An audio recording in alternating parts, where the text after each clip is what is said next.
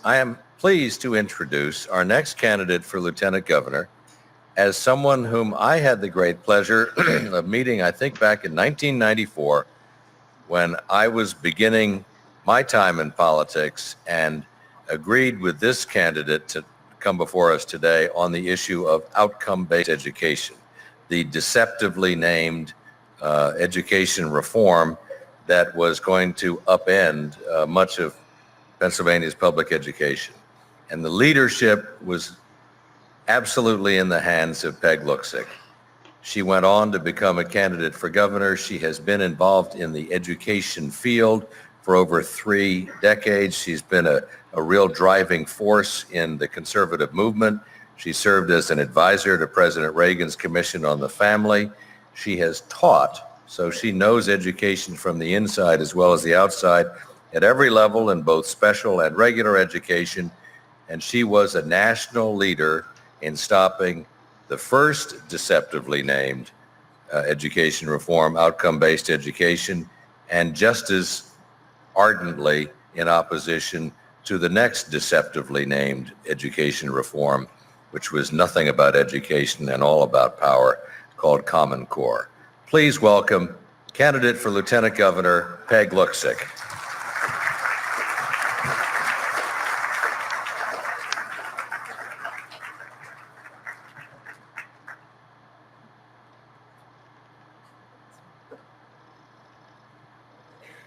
Good morning. Thank you all for joining me this morning. For those who don't know me, the most important thing about me is that I have been married for about 39 years, and my husband and I are the proud parents of 6 children.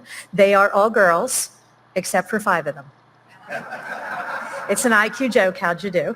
I want to thank John, a dear friend. I wasn't that alone in 1990. In that race, I did run for governor in the Republican primary. I spent $45,000 in a statewide governor's race. I got 46% of the vote, so I wasn't that alone. I did work for President Reagan, which was such a privilege. I was also a founder of this organization. I sat on the founding board of the Pennsylvania Leadership Conference, and I was a founder of the Pennsylvania Family Institute. I was also the strategist behind the passage of Pennsylvania's Homeschool Act. So anyone who homeschools their children in Pennsylvania, you're welcome. But I don't really want to talk about me. A couple of weeks ago, I was addressing a group of high school students, and they asked me quite seriously, Dr. Luksik, is there such a thing as an American culture? And I thought that was one of the saddest questions I've ever heard.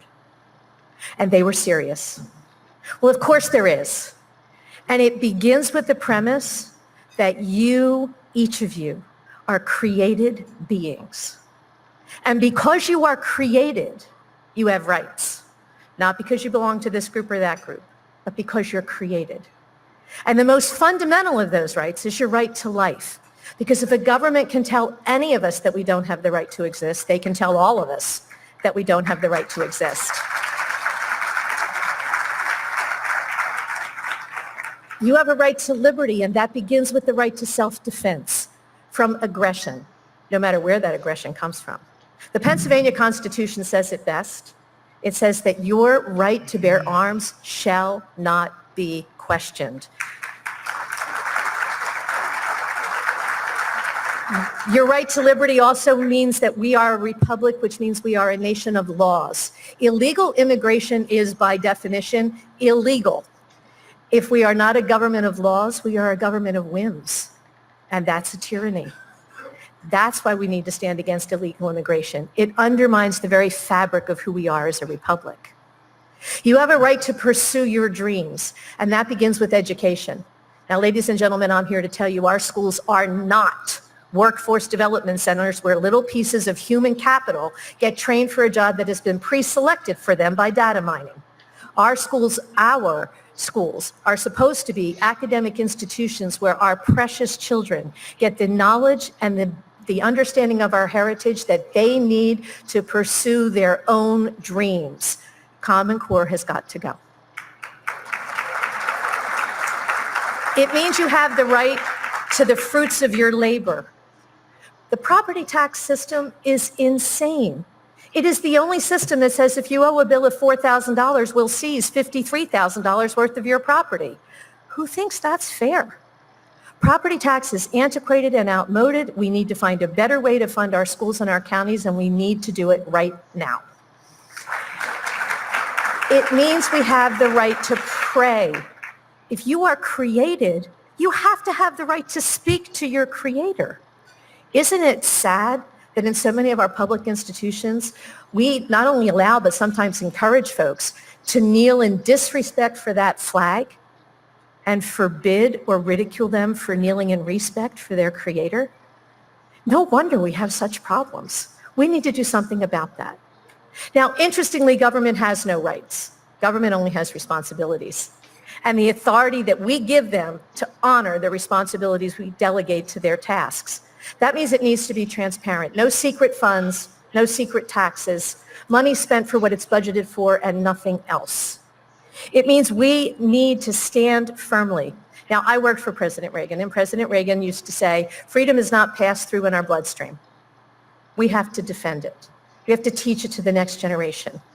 Well, ladies and gentlemen, defending it begins with proclaiming it without anger, without malice, but without compromise. And I've spent 3 decades doing that. The lieutenant governor is the second highest office in the land. And with all due respect, while the lieutenant governor works with the governor, the lieutenant doesn't work for the governor. And like every other elected official, the lieutenant governor works for you and should be chosen by you. I humbly ask for you to join me. My website is PA for PEG, and I hope you remember me on May 15th. Thank you so much, and God bless you.